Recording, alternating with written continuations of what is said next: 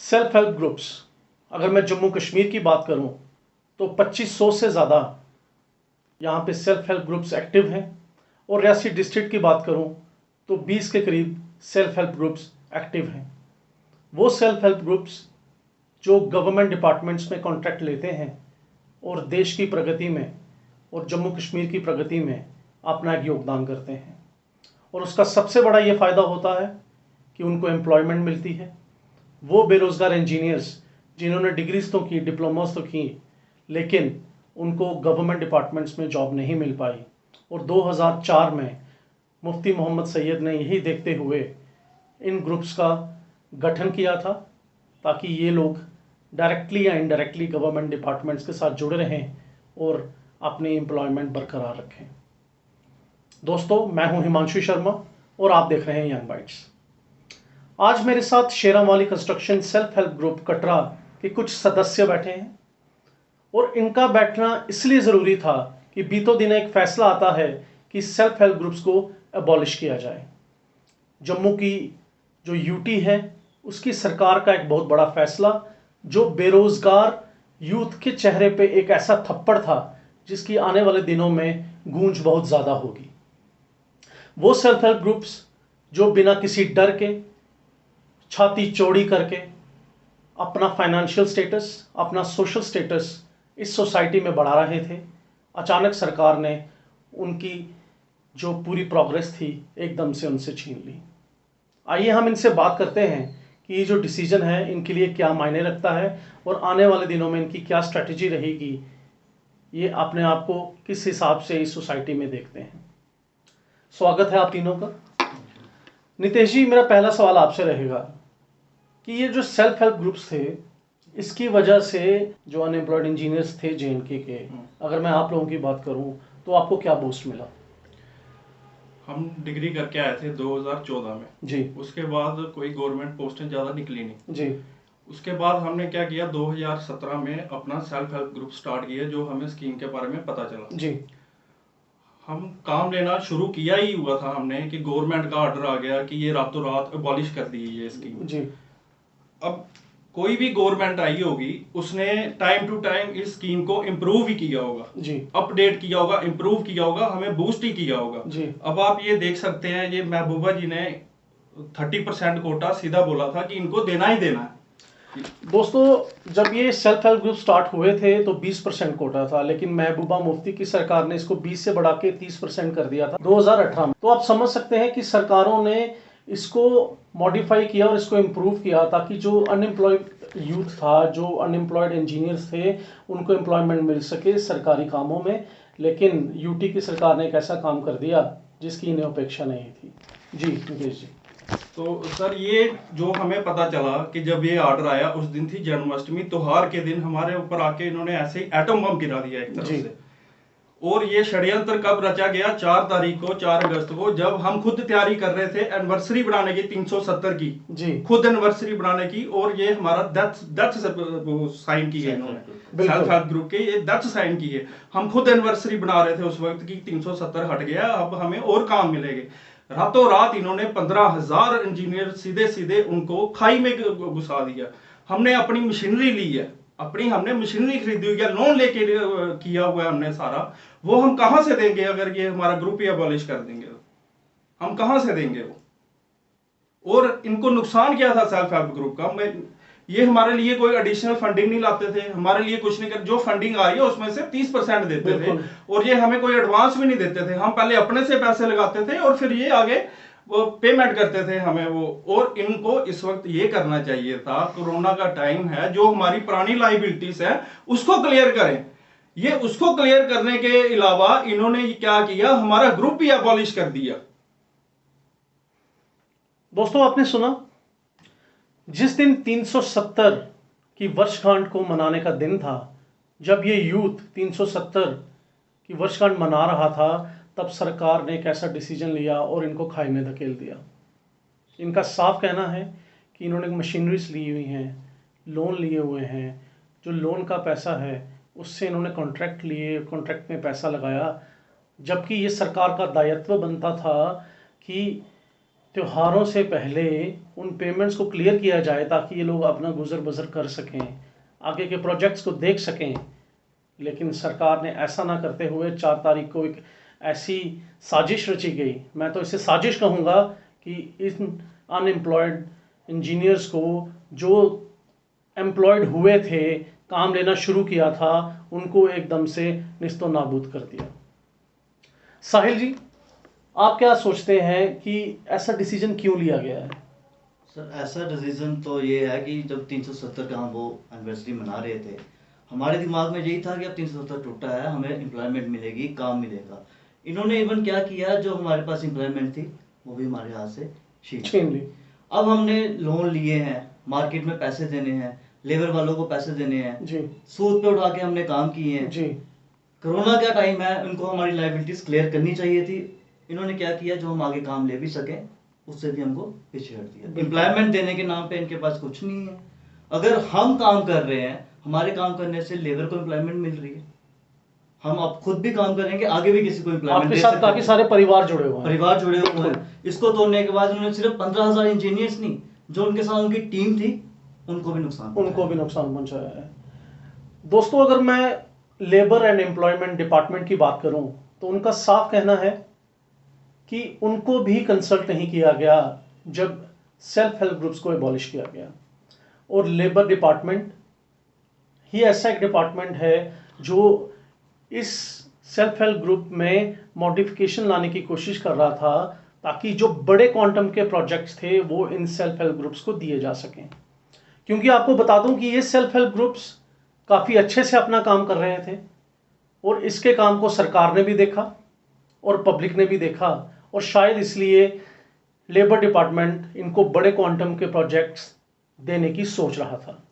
लेकिन अचानक ऐसी चीज़ हुई कि इनके सपने जो हैं चकनाचूर हो गए और लायबिलिटी बढ़ गई हैं, लोन वहीं के वहीं हैं, और ऊपर से इस पेंडेमिक ने कमर तोड़ दी है हर उस नौजवान की जो कुछ करने की सोच रहा था, अपना रोजगार चलाने की सोच रहा था। निखिल जी, अब आप लोग क्या सोचते हैं, क्या करेंगे आगे कि आपका घर चल सके, जो आपने डिग्रीज ली हैं आप उनके साथ जस्टिस कर सकें?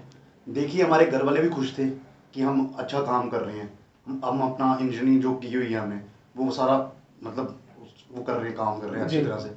तो अब तो घर वाले अब क्या करेंगे, हम वापसी कैसे करेंगे, हमें ये पता नहीं है। हम कैसे, तो हम दोबारा डूब गए, हमें ये पता नहीं हम वापसी कैसे करेंगे। अब ये तो वैसा ही हो गया ना कि हम जहाँ से शुरू हुए थे वहीं पे आके।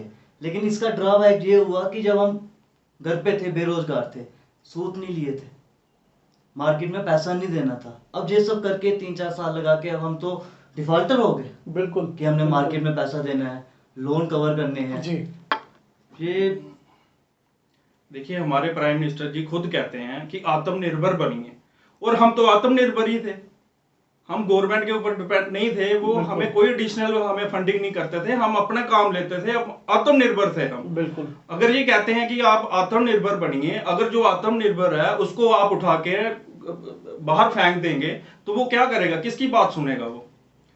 अभी इनको ये करना चाहिए था पुरानी लाइबिलिटीज के बारे में, जैसे मैंने आपको बताया, आपको एक नॉलेज में ये भी होगा 1-1.5 साल से क्रशर बंद है। बिल्कुल बिल्कुल बंद है, उसकी टेंडरिंग नहीं इनसे हो रही है। 2000 की जो ट्राली आ रही है रेते की, वो आज 3500 की ले रहे हैं हम उसकी तरफ नहीं ध्यान जाएगा इनका, इनके उस तरफ ध्यान जाएगा कि ये रोटी खा रहे हैं, इनसे रोटी कैसे छीनी जाए। बिल्कुल। 15,000 इंजीनियर जो है रातों रात आपने बेरोजगार कर दिए, जो रोजगार चला रहे थे, क्या उनकी फैमिली नहीं उनके साथ जुड़ी हुई है? इन्होंने क्रशर की बात की, क्रशर बंद गवर्नमेंट को पता है। दिसंबर में हमको अलॉटमेंट की जा रही है कि मार्च से पहले काम खत्म करो। हम ब्लैक में ले रहे हैं या जैसे भी ले रहे हैं, सामान महंगा ले रहे हैं, हम काम भी खत्म करके दे रहे हैं। हमको एक्सटेंशन नहीं मिलेगी, क्रशर बंद है, आप काम को एक्सटेंड करो। काम मार्च से पहले खत्म करके दे रहे हैं, वो पैसा मार्च में नहीं आया, अभी जो आना था अभी भी नहीं आया। अभी भी हम जिस डिपार्टमेंट के पास जाते हैं वो कहेगा हमारे पास ये पैसा नहीं है, हमारे पास फंडिंग नहीं है। गवर्नर के पास जाओ, गवर्नर को हम कहते हैं, वो कहते हैं कि आपकी पेमेंट हो जाएगी, कब होगी इसके बारे में कोई कुछ नहीं। हमने लोकल पार्टीज के काम लिए हुए थे। अभी देखो ये षड्यंत्र कब से चल रहा है। हमने लोकल पार्टीज के काम लिए, जनवरी में वो टेंडरिंग कर रहे हैं, फरवरी में मर्ज कर रहे हैं। कमिश्नर सेक्रेटरी फरवरी में मर्ज कर रहे हैं पीडब्ल्यूडी जबकि को। मार्च में एक फाइनेंशियल ईयर होता है। इतना क्या हो गया कि ये 1 महीना वेट नहीं कर सकते थे जी। 1 महीना जो डिवीजनें 17-18 साल से 20 साल से चल रही हैं, अगर वो 1 आधे महीने और चल जाती, हमारी पेमेंट क्लियर हो जाती, तो इनका क्या जाना था। मर्ज करने में ऐसा हो सकता था कि बिल्कुल। आपके 31 मार्च इनके डिसीजन ही समझ ही नहीं आते हैं। और आप कह रहे हो एम्प्लॉयमेंट का डायरेक्टर है, कमिश्नर है, उनको पता नहीं है कि ये ग्रुप एबॉलिश हो गए। बिल्कुल सही कहा, बिल्कुल उनको नहीं पता, उनको नॉलेज में नहीं लिया गया, हमारी यूनियन को नॉलेज में नहीं लिया गया। ऐसे कैसे ये रातों रात 15,000 इंजीनियरों को उनको एबॉलिश कर देंगे, उनकी जिंदगियों के साथ खिलवाड़ करेंगे। मजाक बन के रह गई है यूटी सरकार। 370 जब एबॉलिश की गई थी तो जेएनके के रेजिडेंट्स को बोला गया था कि हम यूटी बनाएंगे और डेमोक्रेसी इस हिसाब से लागू करेंगे कि यूथ की डेवलपमेंट होगी। खाक डेवलपमेंट है यूथ की। जब हजारों के हिसाब से डेली वेजर्स सड़कों पे पड़े हुए हैं, तो जो 15,000 इंजीनियर्स और उनके साथ जुड़े जो उनकी टीम थी, चाहे लेबर की बात करें चाहे कोई और लोग मिसलेनियस की बात करें, तो आज आपने उन लोगों को भी सड़कों पे लाया हुआ है। बड़े शर्म की बात है कि डिपार्टमेंट्स को कंसर्न नहीं किया जाता। क्रशर जो बंद पड़े हैं पिछले 1-1.5 साल से, उनकी तो आपको टेंशन नहीं, क्योंकि जो रॉ मटेरियल है वो डबल ट्रिपल प्राइस पे कॉन्ट्रैक्टर्स खरीद रहे हैं, ऐसे सेल्फ हेल्प ग्रुप्स खरीद रहे हैं। लेकिन हमको ये पड़ा था कि इन लोगों के मुंह से निवाला कैसे छीनना है, और ऐसा ही काम किया है जम्मू कश्मीर की यूटी सरकार ने। ये जो युवा मेरे साथ बैठे हैं, ये 27-28 साल के युवा हैं। शायद कुछ की शादी भी नहीं हुई है, और ये लोग एक बड़े अच्छे ट्रैक पे चल रहे थे। इनके जो दिन थे बड़े अच्छे गुजर रहे थे, और ये देश की प्रगति में कंट्रीब्यूट भी कर रहे थे। प्रधानमंत्री ने हर जगह बात की है आत्मनिर्भरता की, चाहे वो मन की बात हो, चाहे वो कोई पॉलिटिकल रैली का मंच हो। युवाओं की बात हमेशा करते हैं, लेकिन आज मैं पूछना चाहता हूं जम्मू कश्मीर की यूटी सरकार से, ये कैसी आत्मनिर्भरता है? ये वही आत्मनिर्भरता है जिसकी आप बात करते हैं? ये वही आत्मनिर्भरता है कि एक युवा अपना काम पूरे लगन से कर रहा है, ईमानदारी से कर रहा है, और आपकी पॉलिसी से पीड़ित है, लेकिन फिर भी नहीं बोल रहा है, और फिर भी आज आपने उसको बेरोजगार कर दिया? क्या इसी दिन के लिए इन्होंने वो डिग्रीज और वो डिप्लोमास किए थे? क्या इसी दिन के लिए इनकी फैमिलीज ने इनके ऊपर वो पैसा इन्वेस्ट किया था कि आप लोग पढ़िए और अपना फ्यूचर उज्जवल कीजिए? क्या हम उसी हिंदुस्तान में रह रहे हैं जिसमें 2 करोड़ नौकरियों की बात की गई थी? क्या उसी जेएनके में हम रह रहे हैं जहां पे 50,000 नौकरियों की बात की गई थी? नौकरियां तो छोड़िए जनाब, आपने तो जो लोग काम कर रहे थे, आपने उनसे भी वो काम छीन लिया। नितेश जी, आगे आपकी स्ट्रेटेजी क्या रहेगी? अब ये जो ऑर्डर निकल चुका है, अब आगे क्या सोचते हैं कि आगे इसको कैसे ले जाएं? आगे अभी हमारे प्रोटेस्ट चल रहे हैं हर एक डिस्ट्रिक्ट में जी, और हम गवर्नर साहब से यही अपील करना चाहते हैं कि जल्दी से जल्दी इस डिसीजन को रिवोक किया जाए जी। वरना ये क्या होगा कि जो डिस्ट्रिक्ट लेवल के जो प्रोटेस्ट चल रहे हैं ये स्टेट लेवल पे हो जाएंगे, हम उधर धरना प्रदर्शन करेंगे। जी, एक्चुअली बात ऐसी है कि इसको रिवोक कर दिया जाए इससे पहले कि कोई अपना ट्रैक चेंज करके गलत ट्रैक पे आ जाए। बिल्कुल। अब आत्मनिर्भर की बात है, जब लॉकडाउन के बाद हम बाहर निकले तो आपको पता है लोग सब बेरोजगार हो गए हैं इस टाइम। बिल्कुल।